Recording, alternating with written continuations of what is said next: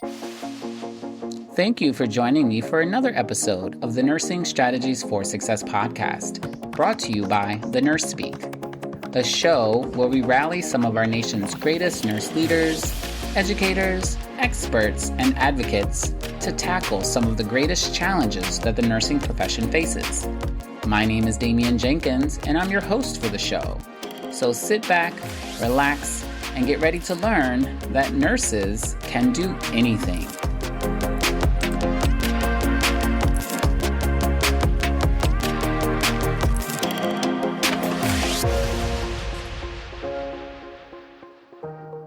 All right, Julian, thank you so much for being on the Nursing Strategies for Success podcast.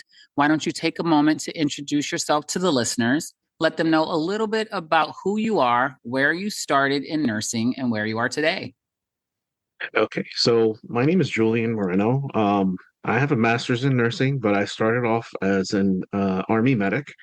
And then when I came back to the civilian world, I transitioned into becoming an EMT, and then wanted to pursue nursing from that point forward. So I started off as a CNA and then LPN and RN and moved up the ranks, so to speak, associate degree and whatnot. And I wanted to continue on to be able to give back to my to the nursing community. Wow. Wow. So, all right. You just kind of went through the entire progression of, direct care workers, essentially, right? So you started off in the military as a medic, right? Yes. Then you came out and you did EMT, correct? Then Mhm. from there, CNA, then nursing school, started with an associate's degree, and then worked your way through, and now you have a master's degree in nursing. I do. And Amazing. I want to continue on for my DNP too. So I'm kind of shopping around for Get for, it. for schools.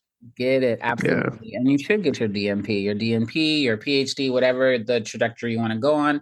That is amazing. So, how many years from start as a medic to now? Well, I'd say a little bit over 20 years. It hasn't been without, bumps Of and course. roadblocks in a way, but The thing called life, definitely right? rewarding. Yes. Yeah.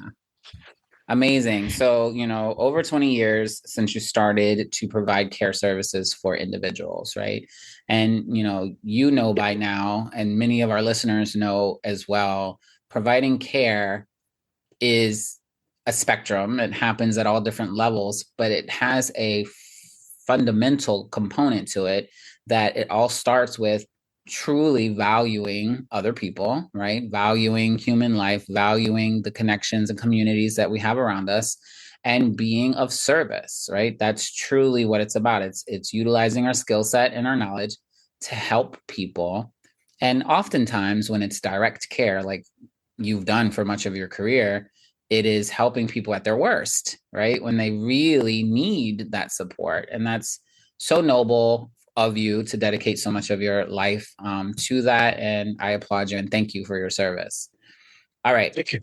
So, the whole premise of the Nursing Strategies for Success podcast is to have folks like yourself who has a world of experience and knowledge and wisdom to share that knowledge and wisdom with the audience, the listeners, and give them some tangible tasks or skills that they can implement into their own practice to achieve whatever success looks like for them, right? So you have, I'm sure, lots to share, but I want to help you kind of focus and narrow it down a little bit. Let's focus on the greatest challenge, right, that you have seen that has been a consistent theme throughout your healthcare career. It doesn't just have to be in nursing, because I know a lot of it is relatable and there's crossover and transferable. But this is specifically for nurses. So what was the biggest challenge that you had to address throughout your career that you have then developed some form of strategy to overcome that has found yourself success and maybe success for other people as well? I think that adaptability of you being in a scenario or a care scenario where you're not familiar You know what I'm saying? So I always was moving up and moving around and whatnot. Find yourself a mentor, find yourself somebody that will help guide you through, through the what it is, the tasks that you need to learn, Mhm. build on the fundamentals that you have throughout nursing school. Mhm. And even if you can't, like I found myself having mentors that were willing to teach me, Yeah. but also those that I watch from afar as well. Mm. So it's like you don't have to necessarily have that kind of relationship. If someone is not willing to teach you, you could learn by observing them. Got it. Some of the strategies that I formed, I guess Before you get trying into to those go back. strategies, before you get into those Oh, strategies, it's okay. Let me just kind of recap what you're saying for the listeners in case they're not oh, sure, quite following. I think what you're sure, saying here is that as you're transitioning throughout your career, you're going to be yes, faced with particular challenges that maybe the organization, institution, or colleagues that you're working alongside may not be providing you with the simple how to navigate those complexities. And this might require additional mentorship and support outside of the organization or institution or colleagues that you're working with. Is that what you're saying? That was one of the biggest challenges for you, that you needed that additional yes. support as you navigated through your career? Um, well, I'd say, I mean, I was fairly good at finding out what I needed to find out and Okay. building upon my whatever base I had. Right. But you don't know all the ropes when you're out there. So, Yeah. Sure. organizational wise and how to move around and maneuver and find the resources that you need, you Right. don't necessarily know all that. So then that's where I'd kind of attach myself to someone or watch them from afar and take notes about like where it is that we need whatever we need for the patient, Got it. for the best outcome for the patient. Yeah. Right. So yeah, so I mean, I don't think the summary is far off. There's always situations as we're going through our career that we are overwhelmed with new information. We're overwhelmed with stepping into a new role that we're not so familiar with yet. We may have had a crash course in how to figure it out, but it's not as thorough or as consistent as we have maybe needed. And so again, we find ourselves kind of wishing that we had someone we can lean on who has the expertise, who has the knowledge, who's been through it before, that can help us along the way. And I shared this in previous episodes, and I'm going to continue to share it because it is a common thread through healthcare in general. But there's not enough emphasis or dedication or resources with education throughout all phases of the healthcare system. There's lots of the education in the beginning phases, right? When you're in school, you're in the skills lab, you're on the clinical site doing your rotations, your case studies, all of that stuff.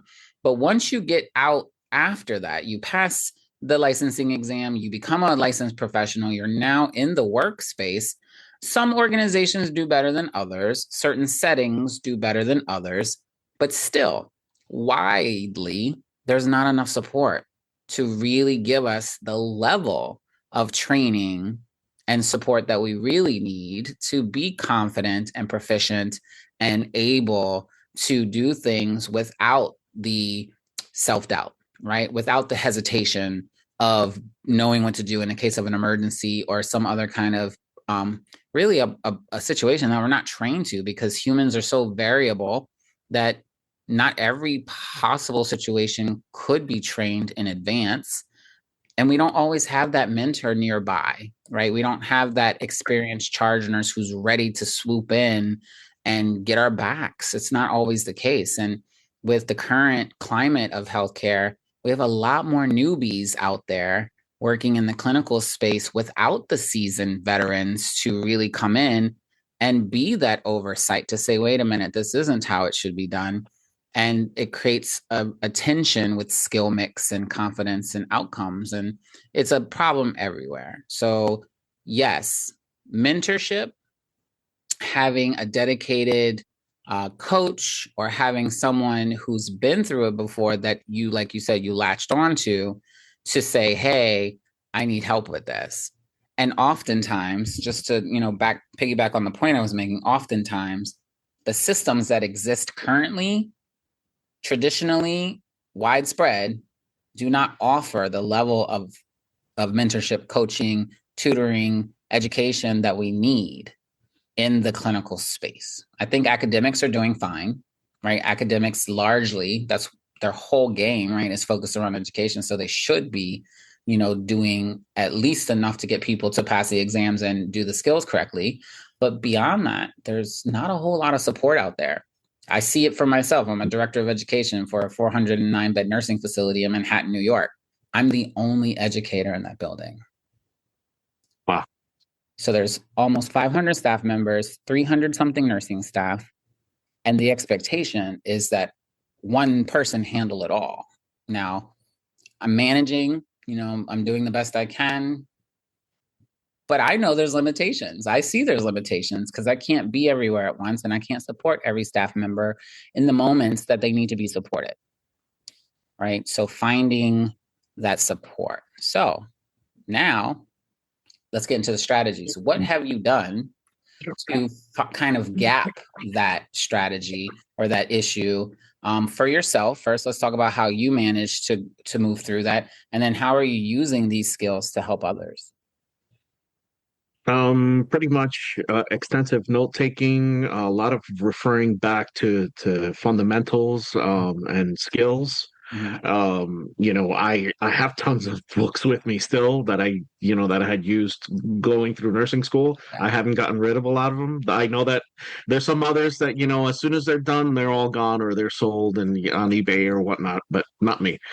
That's definitely one of my strategies. Also, continuing to be in touch with mentors that I've had in the past. Mm-hmm. They've provided me with all sorts of different insights on things, and it's been of service to me. I've continued to let them know what's my how it is currently in the nursing, what's going on in nursing. I'm not saying that they're out of it, but I'm saying like the older No, but generations, they let's definitely call it for have. what it is. Let's call it for what it is. Some of us, myself included, have been removed from certain scenarios, certain clinical experiences, certain tasks that we might be a little rusty on, right? And being up to date is essential. And if we're not in the clinical space, in the trenches, if you will, getting that experience, we do need to stay connected to it through colleagues who are still there. At a minimum, I think that's important. So thanks for mentioning that. Thank you. And then just continuing education too. Yeah. I try to do a lot of different certifications and whatnot, and that's helped me throughout my career in the different settings that I've been in. Absolutely. Continuing education, ongoing professional development, putting yourself in situations where you're forced to learn a new skill set or a new perspective is so important. Now, on your initial intake form to be on the show, you wrote the words diversification of nursing, right? And so it sounds like that's a lot of where you found your success and you've kind of navigated that desire to just learn and grow your skill set and not stay settled for one particular role. Not to say that anything's wrong with the roles that you were in, but you No. wanted to learn that skill, learn that craft, master that, and then go to the next level. And I think that's really great. So talk a little bit about diversification of nursing. How did it help you? And then how could it help other people, especially those nurses who feel stuck, maybe misguided, sometimes bamboozled. Let's be honest. Sometimes we get out there and we're like, wait a minute, this isn't anything like what I thought it was going to be like. How could it help those people, after you share how it helped you? All right. So I started off on a vent unit as an LPM, and then I wanted to go off and do long-term care, and I tried all the different settings, and it definitely helped me because I didn't want to get stuck in a rut of continuing on with one way of doing things. Right. Once I got out of setting, then I went to the long-term care, and then I went to the LTAC and med surge, Mhm. and I wanted to see how it was in all these different units, and how I could have learned something, grab a skill, that maybe I didn't have before, Right. or apply what I've learned in another setting, obviously tailored to what the needs are of the particular setting that you're at. Obviously, you can't all of them don't translate over, but the basics do, and that's pretty much how I wanted to round out my nursing experience and Yeah. my career. um So how could you recommend that someone takes that same kind of consideration and diversify their nursing career so they never feel run down, burnt out, mundane, or stuck? Because some of us get into jobs and it might pay well and it might be close to home or it might have the benefits that we're looking for. But sometimes we get, a little restless or we start getting annoyed at some of the daily routines that just never seem to change. And how could diversifying their experiences, whether changing different settings, going to different places, travel nursing, whatever the case may be, that could really help them with their careers? I'm thinking in the sense that it helped me, that getting into that learner role again, Mhm. going through the novice to expert, like Patricia Benner. Mhm. It helps. And if you continue to view yourself as the learner and the novice, then there's not, there's a wealth of knowledge that's out there for you to gain, that is, you okay, don't don't get bogged down with the daily happenings, and you know what I'm saying, of Right. and routine. Mhm. Try to expand yourself with education, and looking at it as a different educational challenge for yourself, and then you won't get bogged down with the minutia of the day to day. That's my advice. Absolutely. So, diversification of my nursing career is where how I got to where I am today. Truly. I knew early on that I wanted to be an educator. I was inspired by some of the nurse educators that I had when I was in nursing school. I saw a very specific need that my professors were not fulfilling for me or my classmates that I knew I could do a better job at. So I had already started to plan how I was going to utilize my career, my experiences to change some of the ways things are being done to provide a better service and a better outcome. And then I used that motivation and that drive to help me pivot throughout my career. The profession almost lost me in the very beginning from the realities of being thrown in the trenches, not having enough support, the accusatory and blaming type culture that kind of happens in the clinical setting where you make a mistake and everyone wants to blame you because you're licensed and you should know better and someone should have trained you and da da da da, whatever it is, right? And then just kind of just a fast pace of things, how there's really a lack of thoughtfulness, there's a lack of care, timing, and tact. There doesn't seem to be really high levels of emotional intelligence to kind of navigate the complexities of conflict and emotional turmoil. And we're all fighting with each other and like being mean to each other. And I was just like, this is not for me. I came from 15 years of the food and hospitality industry, which we are focused solely on customer service and treating people kindly and making them happy. And now, aren't we supposed to be doing the same thing as nurses? But yet we're not. And I was very disturbed by all of that.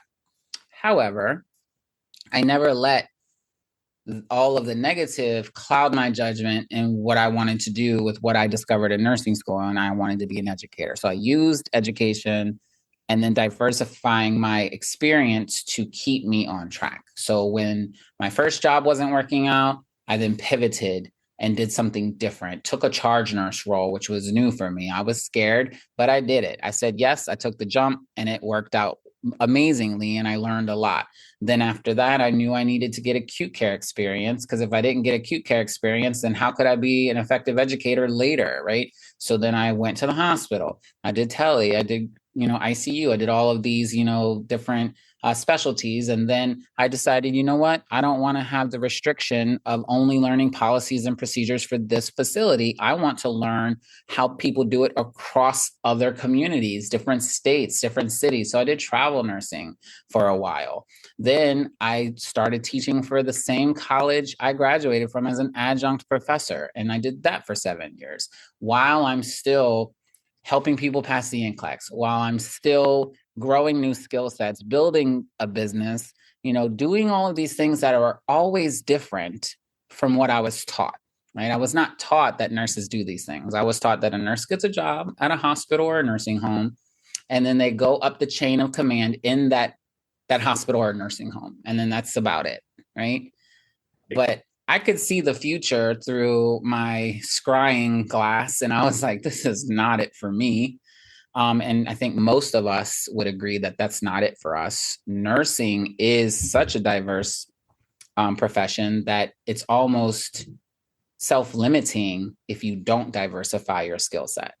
It's almost crippling if you don't diversify your skill set and your knowledge and your experiences, because then you become very narrow-minded, very stuck in a certain way, unwilling to learn new perspectives, unwilling to adapt to a variety of different situations. And I've seen some really great potential nurses kind of not really blossom to their full potential because they settled because that's what they were told to do.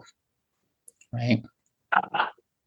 So, would you say to everyone listening that you've gotten to where you are now, not only just for your own personal motivations of learning and getting, but do you feel like those pivots were integral to being able to move to the next step?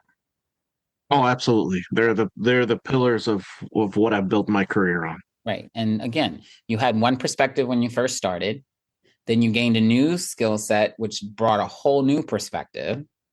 You challenged yourself, which I'm sure for many of us is scary. You have a lot of uncertainty ahead of you, but you just got to take the jump. You just got to say, you know what? I want to see what else is out there for me. If it doesn't work out, I can always come back to where I started. And that's what I try to remind everyone, no matter where you start. If you start off as a medic, if you start off as a CNA, LPN, RN, all the way up to doctorate, CEO of the United States, whatever the case may be. If where you land is not working out for you, you can always go a step back to where you have already mastered a skill set and fall back in your comfort zone until you get to a point to take the next jump. Because that's so important in developing a skill set that is going to help not only you and your family to succeed in whatever life throws your way, but also to be able to leverage your skill set to help others at a much larger impact, right? So now that you're a nurse educator, right, potentially working on your DNP, do you feel now that you have a much larger impact within the healthcare community than you did when you were a nurse on the floor? Actually, yes, because I'm still, doing the clinical. I'm on the clinical side and the educational side, Yeah. and I use what I've learned to communicate with the patient, relate with the patient, with the patient's families, with the collaboration with different allied healthcare workers, and their importance and their, how integral they are to the system. Mm-hmm.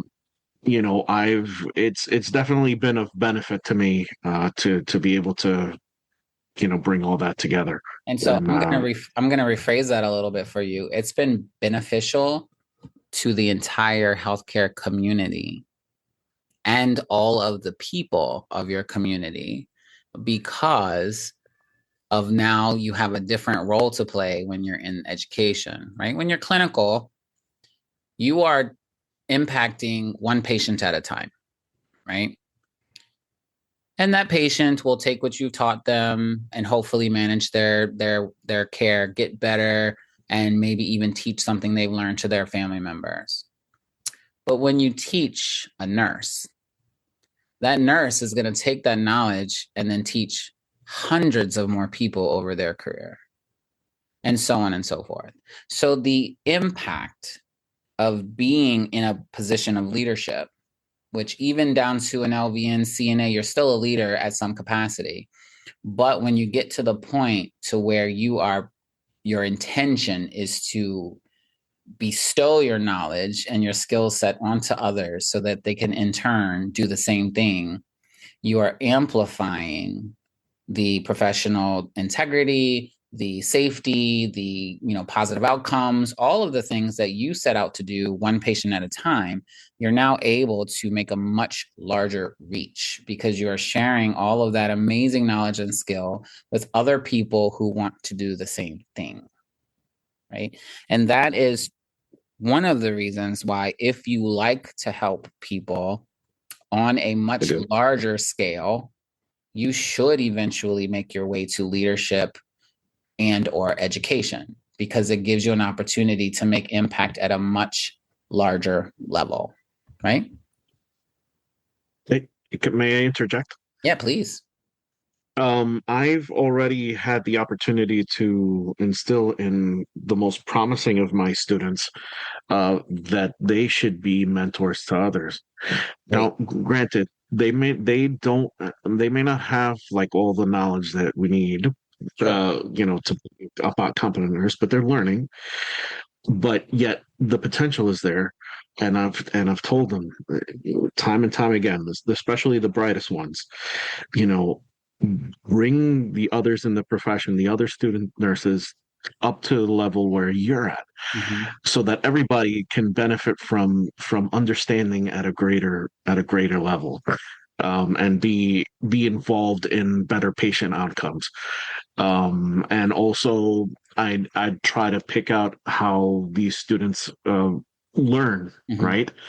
And what the skill sets that they've brought to the table, as a nursing student. And then I try to tie it into, like okay, for example, I have one was an engineer, right? So take all that mathematical kind of knowledge and think of the different algorithms in healthcare and in nursing that, how to apply it that way. Yeah. Or someone who's more artistic leaning, etc.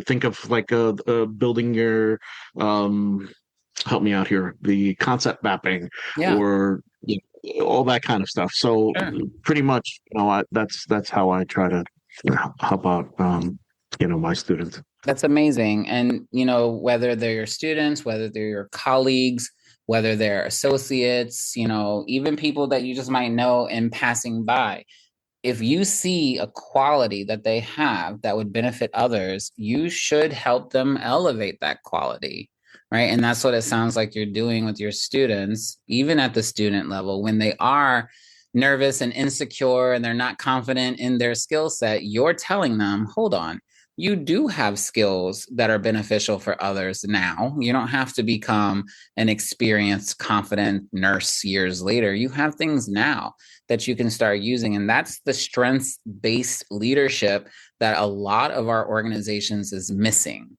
It's one of those pieces that a mentor and a coach typically can help with, that the leadership in healthcare organizations just are not focusing on implementing. They're very focused on numbers, very focused on the bottom line, very focused on budget, very focused on patient admissions, discharges, the regulatory stuff that needs to be done. But there's no real thought or effort going into elevating individual strengths and positioning people in the positions that they're going to be best at. Right? There's still kind of a general consensus that, oh, you have an LVN license or an LPN license, these are your tasks. If you have an RN license, this is what you're going to do. But did anyone ever consider that one of your registered nurses could actually be the best patient advocate? Did you ever consider that one of the registered nurses could be the best admissions coordinator? Did you ever consider that the registered nurse could be the best sales representative? You wouldn't know that unless you spent time learning your staff's strengths. And so the relationship-based leadership, the strengths-based leadership strategies, those are all things that I'm really big on. I'm pushing it to be a national initiative, that it is a fundamental requirement for curriculum, not only in school before licensure, but absolutely required for orientations and onboarding for anyone, because it could be taught in very small, simple to digest segments for all the way down to a janitor, and then all the way up to high level for executives, right? We can teach these skills and invest a little bit more time in making sure that this is covered, less time on the repeat mundane stuff that people get the first time, like OSHA, right? Infection control, HIPAA, right? We all know it. We know it. We got it. Good. Yes, it's regulatory. Yes, we have to cover it, but we don't have to spend so much time there. Make it present, but then spend that other time focusing on the things that are more important. And so I'll leave you with this last thought regarding that. A lot of people call these types of skills soft skills, but they're not soft skills. They are essential. They are foundational. They are mandatory. And any successful leader out there knows that this is more important than numbers.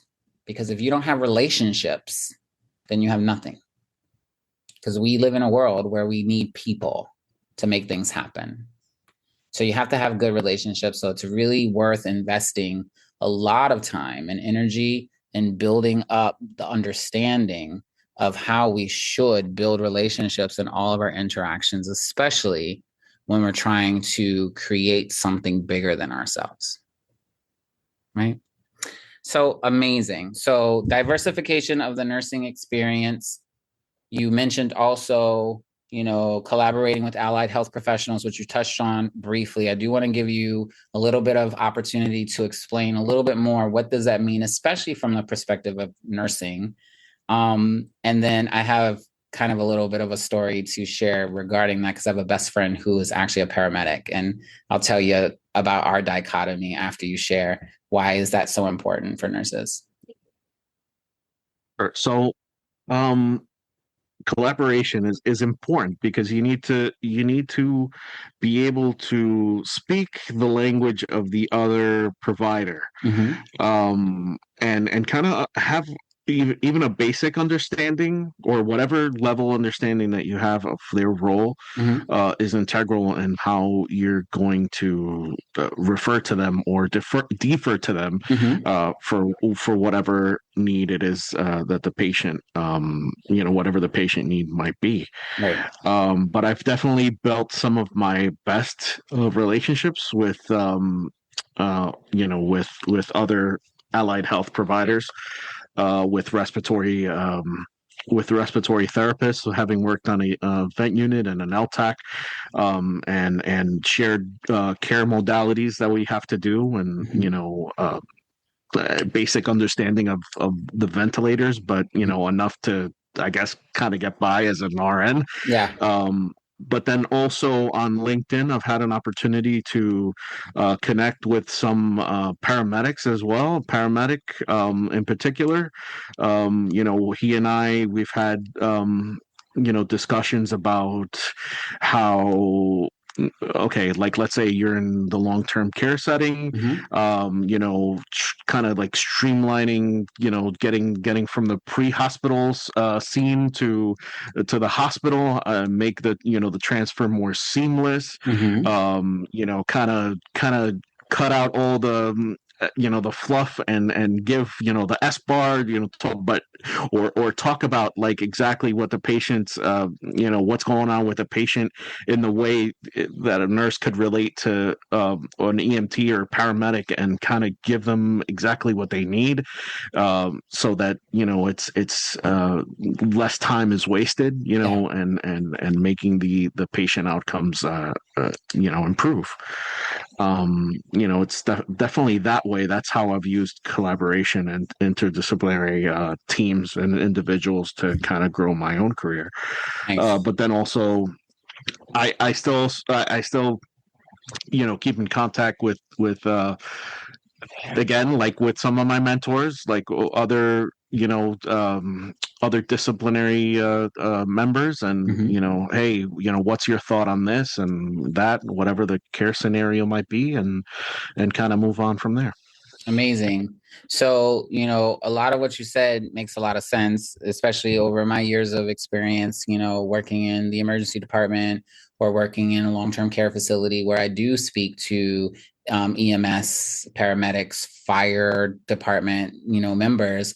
They do have a very specific way of talking. It's not the way that nurses talk. It's not the way that nurses give report. But again, no one teaches us this stuff. No one teaches how to effectively communicate from one member of the disciplinary team to the other, except for the traditional SBAR communication that we all learn in school, and how to give report to other nurses or how to give report to a provider. Now, SBAR communication should be universal and should be used with medics, paramedics, EMTs, trauma, all of these people, but we know it's not, especially when the education is very different. The time that we spend in the education, the type of education we receive, the expectations for return demonstration, role modeling, it's very different in the different levels of training. EMT programs specifically, and I've seen the programs, a lot of them, how they run, they are very skill focused, very little interprofessional communication, relationships, conflict resolution, none of that stuff, right? They don't spend a whole lot of time about how to build a therapeutic relationship with your patient. Like, that's not their goal. Their goal is to save their life, plug the holes, and get them to where they need to go, right? So, but where the lack of that education really hurts is when they are forced to develop those therapeutic relationships with the other providers that they are now releasing the patient to, or maybe have to share information with. And so sometimes there's a disconnect, right? So, back to my best friend who is a paramedic and has been a paramedic for many years, we have had multiple arguments about what should be done, how it should be done, when it should be done. And it all boils down to no one is teaching us the variances, differences in role. Because a paramedic might think they know what a registered nurse does and what they're responsible for, but they don't.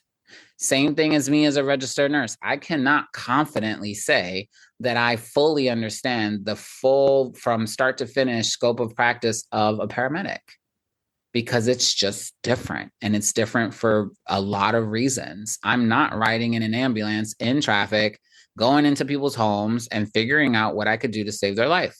I'm not doing that. They usually come to me either through the emergency door after the paramedics have had an opportunity to stabilize them, or they're coming to me straight from family members dropping them off, and I do have to triage and figure that out. But I have a little bit more resources than paramedics do out in the community, right? So it's just a very different training. It's a very different expectation. But again, no one teaches us those things. So this is a great opportunity, Julian. I'm actually going to make a plug for you. And this is an opportunity for you to create content, course curriculum to teach these variances, to create a communication guide from practitioner to practitioner. How should a nurse speak to a doctor? How should a doctor speak to a nurse? How should a nurse speak to a CNA? How should a CNA speak to a director? How should a paramedic speak to the nurse at the long-term care facility? When you create those easy to follow parallels, the communication is going to improve, right? And then also include what are the very specific roles with each, position. And that way you build mutual respect for what each member of the team brings to the table.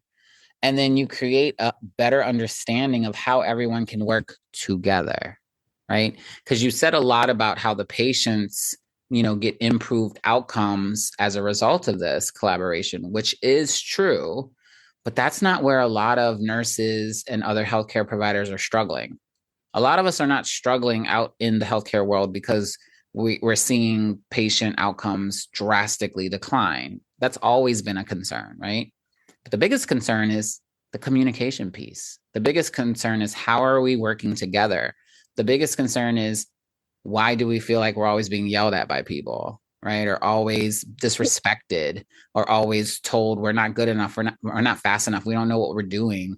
But yet we're some of the most highly trained and certified and regulated professions out of all the others. We have more organizations that govern our practice than any other industry. We're higher than nuclear medicine as far as the regulations that go against our practice. Wow, that's an eye opener for me. It's great. Do the research. It's wild how many professional organizations govern the philosophy, the concepts, all the way down to how we do skills at the bedside, more than any other profession in the world. But yet, oftentimes, we're taken for granted. We're not, treated correctly, whatever. I believe a lot of that is a lack of thoughtful education. Plus, some of the relationship building, the emotional intelligence, taking time to figure things out instead of just hurrying up and checking things off of a box, right? Spending a little bit more time in the assessment phase of things rather than just jumping and reacting to everything. All of these are going to have major impacts in how we work and collaborate together. But the collaboration with allied health professionals is integral. Nurses could not do a good job if we didn't have the allied health professionals doing the work that we can't do.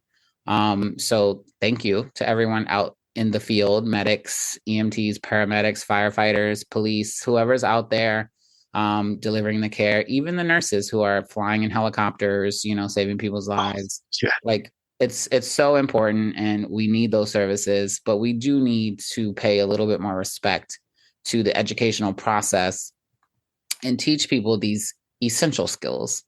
So that way we can be much better professionals with each other, work better together, and, just maybe enjoy the hard work a little bit more, right? Yeah. Awesome. Well, Julian, if people want to connect with you, pick your brain, learn more about your stories, maybe utilize you as a mentor to help them through some of the situations they're going through, how can people connect with you? Definitely, if you wanted to connect with me, just reach out to me on LinkedIn, and I'll be more than happy to answer back as time allows, and see if we could build a collaboration. Amazing. So I'll definitely put the way that everyone can connect with you in the show notes of this episode. And I want to thank you so much again for all your years of service. Thank you for your continued passion in diversifying your own career path so you can gain more skills to help others. And I hope I get to see you soon. We're not too far away from each other, so maybe we can meet up one day and have a chat in person. Oh, that'd be great. Yeah. Oh, awesome. I'd love that. So thanks again for coming on the Nursing Strategies for Success podcast, and we'll be in touch soon. Take care. All right. Have a great day. You too. And that concludes episode 3 of season 4 of the Nursing Strategies for Success podcast with this week's guest, Julian Moreno. We hope that everything that we shared for you in this episode resonates with you and helps you to develop strategies for nursing career success. All the ways to connect to Julian will be in the show notes of this episode. And as always, if you have any questions about anything covered, feel free to visit thenursespeak.com/contact and get in touch with me. I would love to have a conversation with you. So until next episode, take care, be well, and remember that nurses can do anything.